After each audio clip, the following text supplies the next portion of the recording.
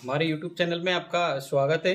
ठीक है, तो आज हम पढ़ेंगे क्या, परागन। ठीक है, कल हमने पढ़ा था बीजांड का विकास, पराग कोश का निर्माण कैसे होता है। आज हम पढ़ेंगे परागन। ठीक है, तो पुष्पों में परागन किस प्रकार से होता है। अब हमारे क्या कंप्लीट हो गए, पुष्प के मादा जननांग, नर जननांग, पुष्प की संरचना, सारी चीजें क्या हो गई, कंप्लीट हो गई। ठीक है, अब चलेगा हमारे क्या, परागन। क्योंकि देखिए परागन जरूरी है पुष्पों में, संतति उत्पन्न करने के लिए क्या है, परागन। ठीक है, अब परागन किसमें होता है, तो वही नर और मादा भाग में। ठीक है, तो देखिए परागन, पॉलिनेशन। अब सबसे पहले तो हम इसकी परिभाषा ही पढ़ते हैं कि परागन किसे कहते हैं। तो देखिए जब किसी पुष्प के जब किसी पुष्प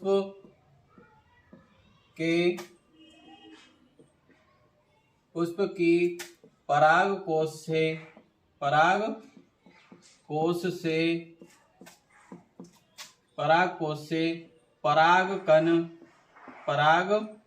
कण निकल कर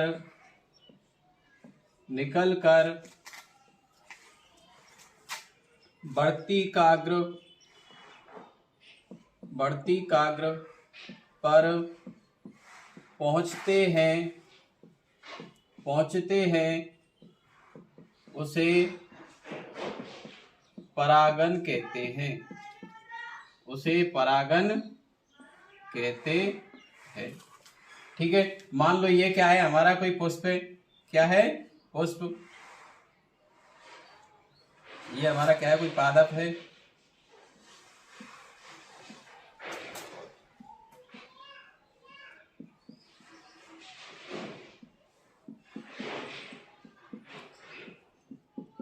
और इसमें ये क्या है, कोई क्या है, पुष्प है।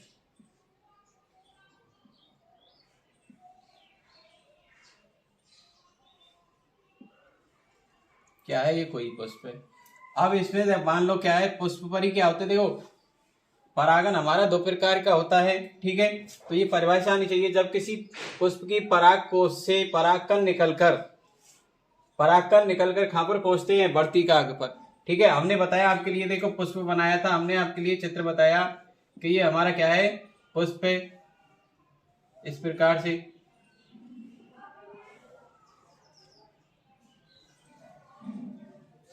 ये क्या थे, हमारे बाह्यदल, और यहाँ पर थे हमारे क्या, पुंकेसर, ये वाले। ठीक है, और यहाँ पर थी हमारा क्या, ये वाला था हमारा स्त्री केसर, मादा जननांग। और ये क्या है, इसकी वर्तिका।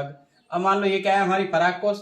अब परागकोश से निकलकर परागकण कहाँ पर जा रहे हैं, ये है वर्तिकाग्र। क्या है ये, वर्तिकाग्र। ये हम पहले बता चुके हैं आपको पिछली वाली वीडियो में। अब परागकण यहाँ से निकलकर कहाँ पर पहुंचे, वर्तिकाग्र पर। और यहाँ पर क्या होते हैं, निषेचन करते हैं। ठीक है, तो उसे क्या कहते हैं अपन, परागन कहते हैं। क्या कहते हैं, परागन। अब हम देखते हैं कि परागन की खोज किसने की थी। परागन की खोज, तो देखिए खोज की थी थियोफ्रेस्टस ने।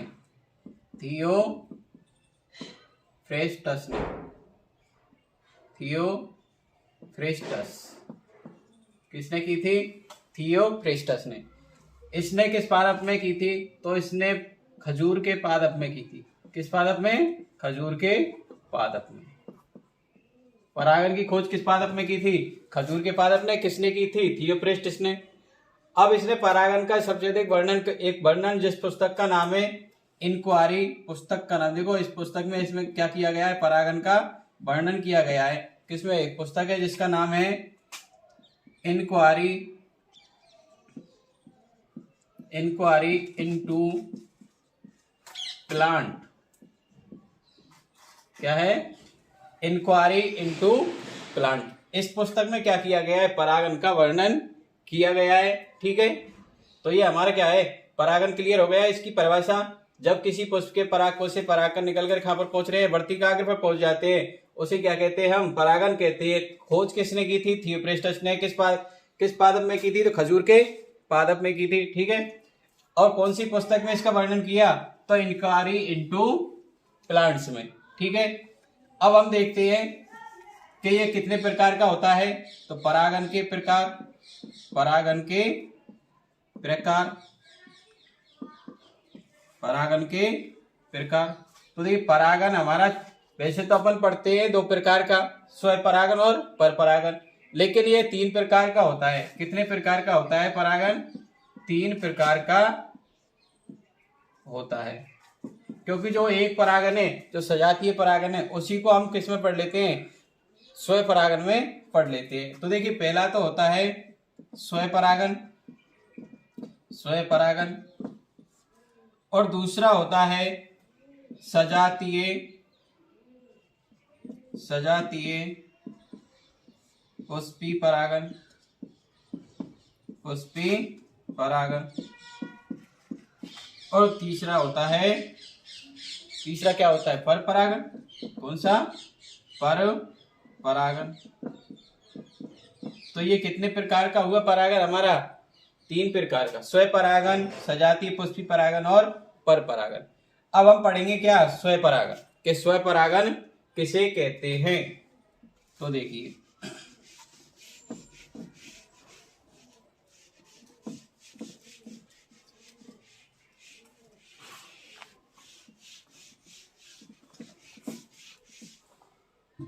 क्या पढ़ेंगे? पहला है हमारा स्वपरागन, स्वपरागन। अब देखिए इसकी परिभाषा हम, मान लो ये क्या है हमारा, कोई पादप है, ठीक है, और इस पर क्या लग रहे हैं? पुष्प लग रहा है। इस प्रकार से मान लो ये हम पादप बना देते हैं।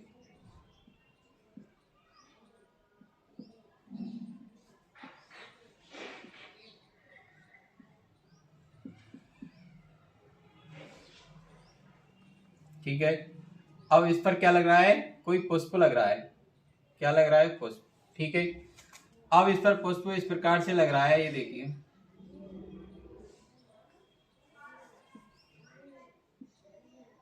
इस प्रकार से। ये क्या है इसमें?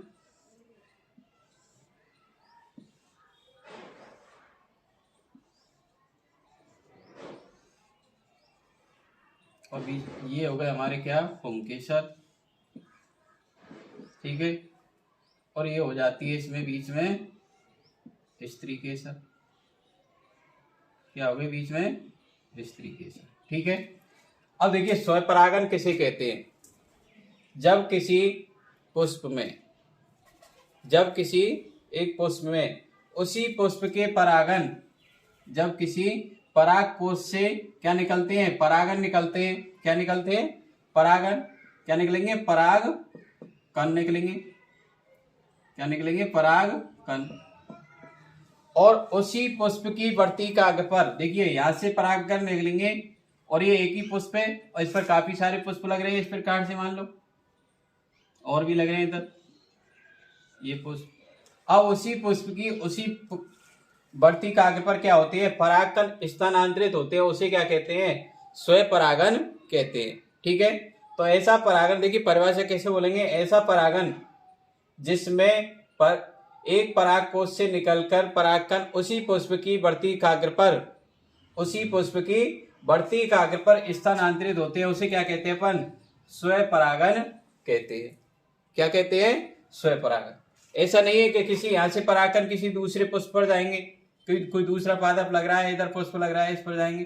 ठीक है, तो इस प्रकार से दूसरे पादप पर नहीं जाएंगे, उसी पुष्प की उसी पराग कोश से उसी वर्तिकाग्र पर, उसी पुष्प की किस पर जाएंगे? वर्तिकाग्र पर क्या जाएंगे? परागकणों के स्थानांतरण को क्या कहते हैं अपन? स्वपरागन कहते हैं। ठीक है, तो ये परिभाषा क्लियर हुई। अब हम पढ़ते हैं, देखिए स्वपरागन की युक्तियां। क्या पढ़ेंगे? स्वपरागन की युक्ति।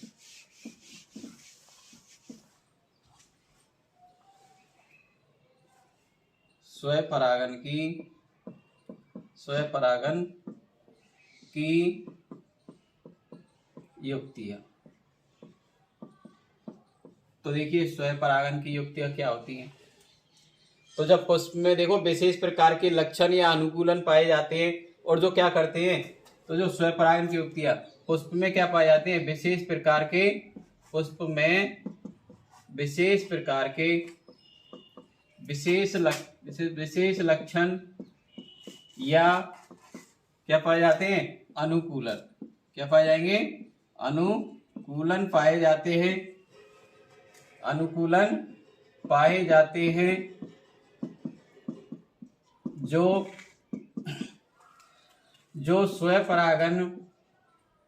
स्वपरागन में सहायता करते हैं, स्वपरागन में सहायता करते हैं, उसे क्या कहते हैं, स्वपरागन की युक्तियां कहते हैं। ठीक है, जो पुष्प में विशेष प्रकार के लक्षण या अनुकूलन पाए जाते हैं, क्या पाए जाते हैं, विशेष प्रकार के लक्षण या अनुकूलन पाए जाते हैं, उन्हें क्या कहते हैं अपन, स्वपरागन की युक्तियां। क्योंकि ये क्या करते हैं, स्वपरागन में सहायता करते हैं। क्या करते हैं, स्वपरागन कराने में सहायता करते हैं। अब इसकी देखो युक्तियां देखो, तो सबसे पहली युक्तियां है द्विलिंगता। द्विलिंगता, अब द्विलिंगता किसे कहते हैं, तो जब एक ही पुष्प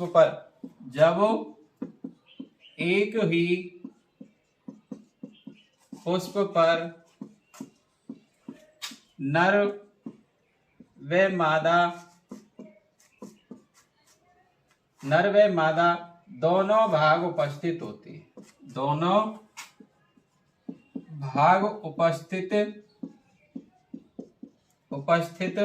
होते हैं, उन्हें क्या कहते हैं, द्विलिंगी या द्विलिंगता। उसे क्या कहते हैं, द्विलिंगी कहते हैं, और द्विलिंगी को क्या कहते हैं, द्विलिंगता कहते हैं। क्या कहते हैं, द्विलिंगता कहते हैं। ठीक है, क्या कहते हैं, द्विलिंगता। क्लियर। ऐसा पुष्प जिसमें क्या होते हैं, जैसे कोई पुष्प होता है उसपे देखो पुंकेसर भी उपस्थित होता है और स्त्री केसर भी, दोनों नर और मादा दोनों भाग उपस्थित होते हैं, उसी को क्या कहते हैं अपन, पुंकेसर। क्या कहते हैं, द्विलिंगता कहते हैं, क्योंकि उस पर दोनों जन्नांग उपस्थित होते हैं, नर और मादा दोनों भाग उपस्थित होते हैं, उसी क्या कहते हैं, द्विलिंगी कहते हैं, द्विलिंगता कहते हैं। ठीक है, जैसे पपीता वगैरह के पादप होते हैं तो वो कैसे होते हैं, द्विलिंगी होते हैं। उसके बाद है समकाल पक्वता। समकाल पक्वता।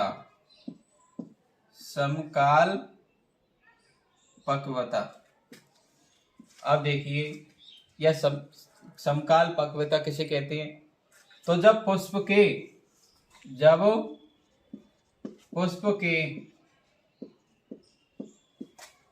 के या किसी पादप के, ठीक है, या पुष्प के, या जब किसी, ऐसा लिख लो, जब किसी पादप के स्त्री केसर और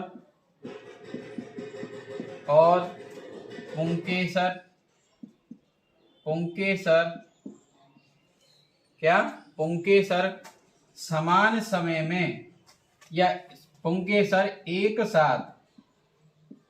साथ परिपक्व होते हैं।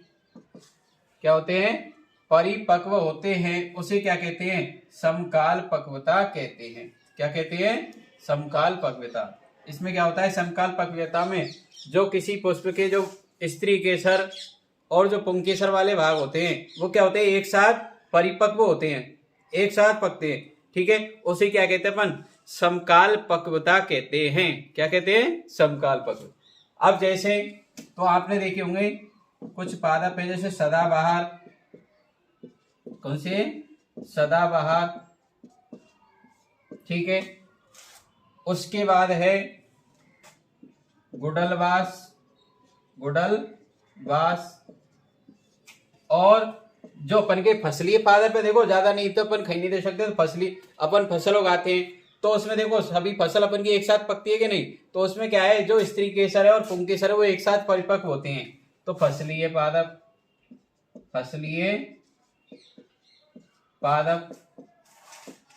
कौन से पादप, फसलीय पादप। ठीक है, तो ये क्या है, समकाल पक्वता। कौन कौन से, जो सदाबहार होते हैं, सदाबहार पेड़ पौधे, गुड़लवास फसलीय पादप, इनमें क्या है, समकाल पक्वता, मतलब स्त्री केसर और पुंकेसर क्या होते हैं, एक साथ पकते हैं। ठीक है। उसके बाद हमारे देखो तीसरी युक्ति है अनुन्मीलिता। तो देखिए उसको हम आगे से साफ करते हैं, यहाँ पर इसको साफ कर दें। ये देखो द्विलिंगता आ गई होगी समझ में आपके। जब एक ही पुष्प पर नर व मादा दोनों उपस्थित होते हैं तो उसे क्या कहते हैं, द्विलिंग या द्विलिंगता कहते हैं। समकाल पक्वता, जब किसी पादप के या किसी पुष्प के स्त्री केसर और पुंकेसर एक साथ परिपक्व होते हैं तो उसे क्या कहते हैं अपन, सदाबहार, जो क्या कहते हैं, समकाल पक्वता कहते हैं। क्या कहते हैं, समकाल पक्वता। ठीक है। तो इसके उदाहरण है, जैसे देखो कौन, जो सदाबहार है, गुड़लबास है, फसलीय पादप है अपन के, इनमें क्या पाई जाती है, समकाल पक्वता पाई जाती है। ठीक है। उसके बाद है हमारे अनुन्मीलिता। तो इसको साफ कर देते हैं।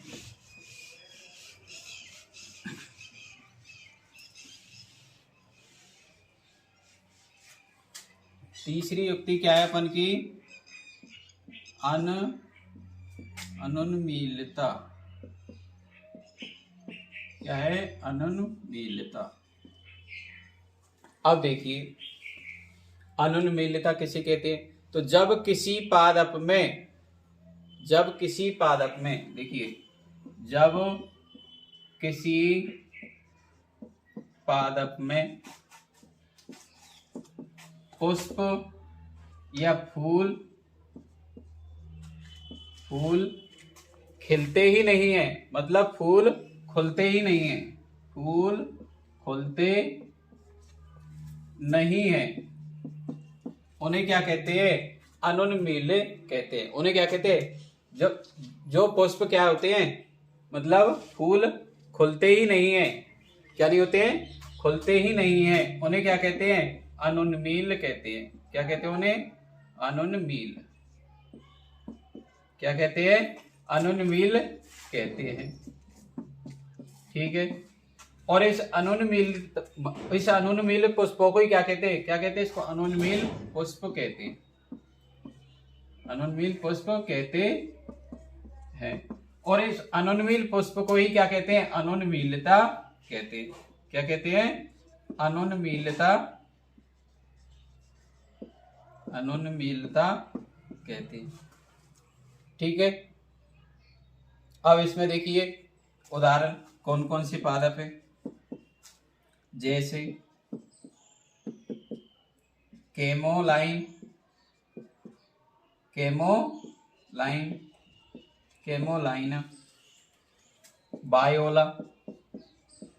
बायोला,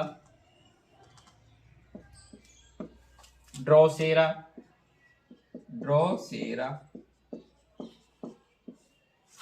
ये देखो इनमें क्या है, केमोलाइना, बायोला और ड्रोसेरा।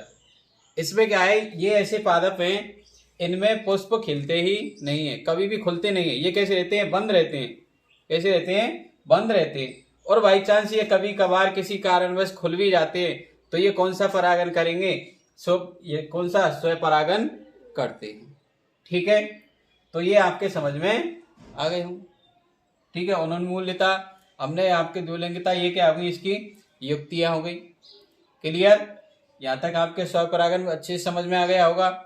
अब इसके बाद में हम देखते हैं क्या, कि स्वयं परागण के लाभ।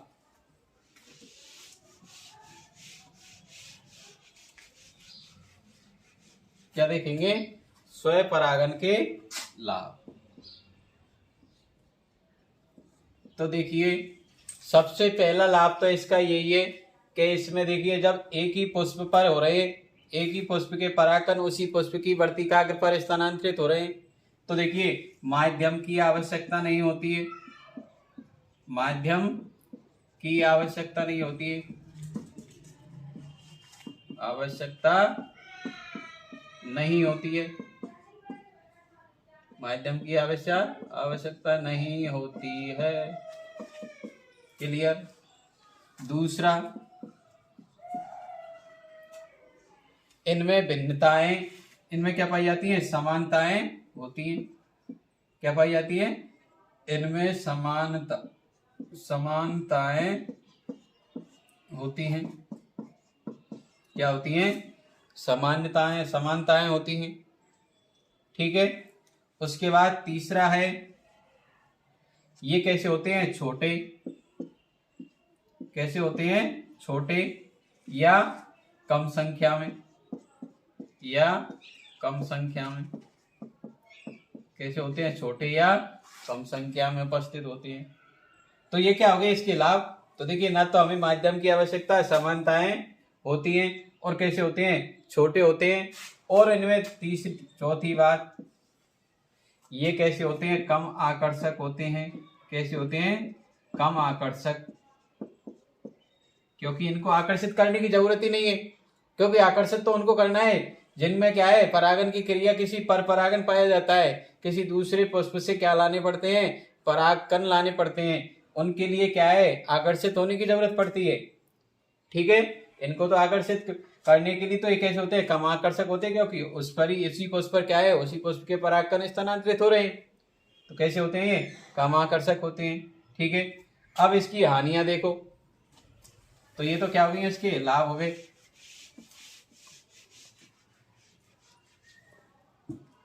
हानि,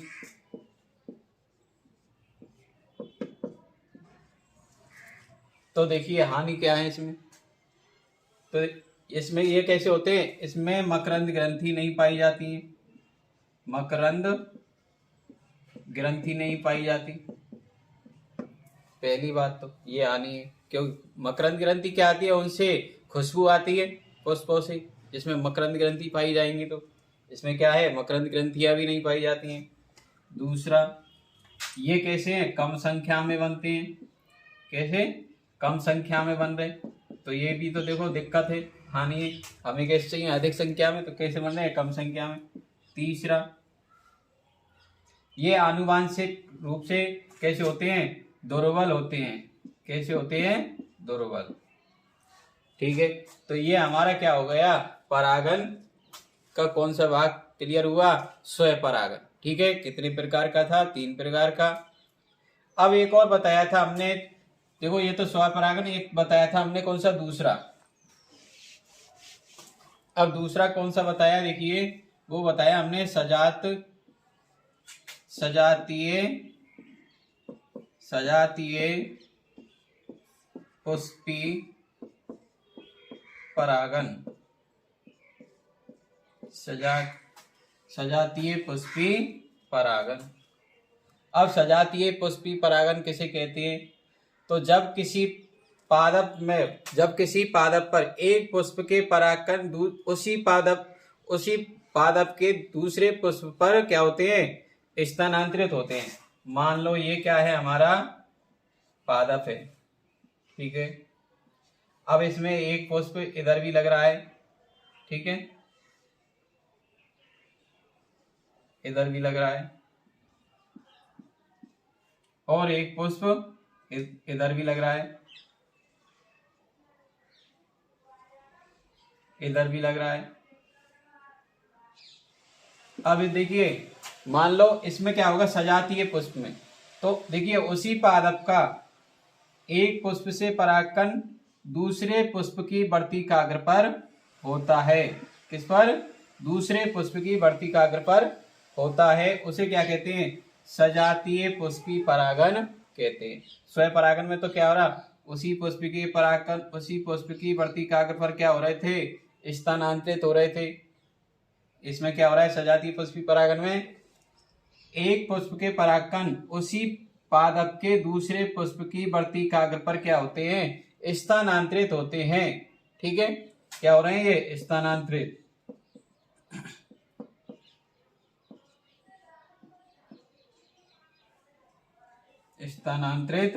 होते हैं। उसे क्या कहते हैं? सजातीय पुष्पी परागन कहते हैं। तो ये किस में होता है? तो देखिए, मक्का, ककड़ी, लौकी,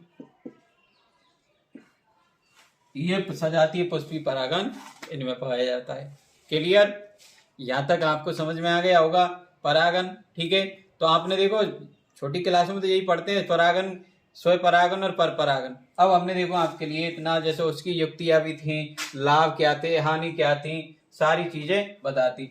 अब देखिए ये सजातीय पुष्पी परागन वैसे तो क्या माना जाता है, ज्यादातर वैज्ञानिक इसको क्या पढ़ते हैं, स्वयं परागन में ही पढ़ते हैं।